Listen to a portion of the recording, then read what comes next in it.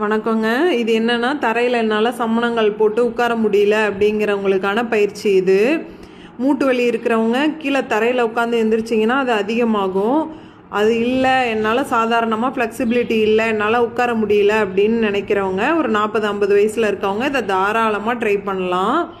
மூட்டு வலி தேய்மானம் இல்லைன்னா இந்த மாதிரி காலை மடக்கி உங்கள் முட்டி தரையில் படுற மாதிரி ஒரு 2-3 தடவை நல்லா ப்ராக்டிஸ் பண்ணுங்கள். அப்புறம் 2 காலையும் குத்துக்கால் வச்சு 2 முட்டியுமே தரையில் டச் ஆகணும். அந்த அளவுக்கு நல்லா ரைட் அண்ட் லெஃப்ட் நல்லா நீ ஃப்ளோரில் டச் ஆகிற அளவுக்கு வளைச்சி ஸ்விங் பண்ணுங்கள். அடுத்ததாக ஒரு கால் முட்டிக்கால் வச்சு இன்னொரு காலை முட்டி மேலே வச்சு உங்கள் தொடைப்பகுதியை இழுத்து கிட்ட கொண்டு வாங்க. உங்கள் கிட்ட மெதுவாக இழுத்து ஒரு ஸ்ட்ரெச்சு கொடுக்கும்போது இந்த பக்கம் வச்சுருக்கீங்க இல்லையா, அந்த கால் தொடை நல்லா ஸ்ட்ரெச் ஆகும்.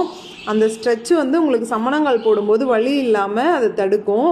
அடுத்ததாக நம்ம படுத்துக்கிட்டு செஞ்சோம் இல்லையா, அதையே உட்காந்து செய்கிறோம். இதே மாதிரி 2 முட்டியும் பார்த்திங்கன்னா தரையில் போய் டச் ஆகணும்.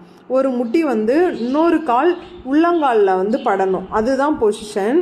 ஷோல்டர் அளவுக்கு அகலம் வச்சு பண்ணுங்கள். நல்லா உடம்பு முன்னாடி தள்ளிட்டு வரும், அப்படியே பின்னாடி பேலன்ஸ் பண்ணி பின்னாடி தள்ளி உட்காந்து இதை பண்ணுங்கள். அடுத்ததாக ஒரு கால் முட்டியை மடக்கி அந்த முட்டி தரையில் படணும். அந்த மாதிரி டச் பண்ணி எடுங்க.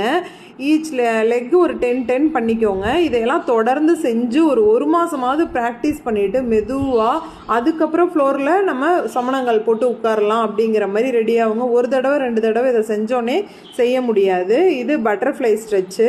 இதை நல்லா கீழே வரைக்கும் வரணும்னு கிடையாது. உங்களால் எந்த அளவுக்கு ஸ்விங் பண்ண முடியுதோ அந்த அளவுக்கு ஸ்விங் பண்ணிங்கன்னா போதும்.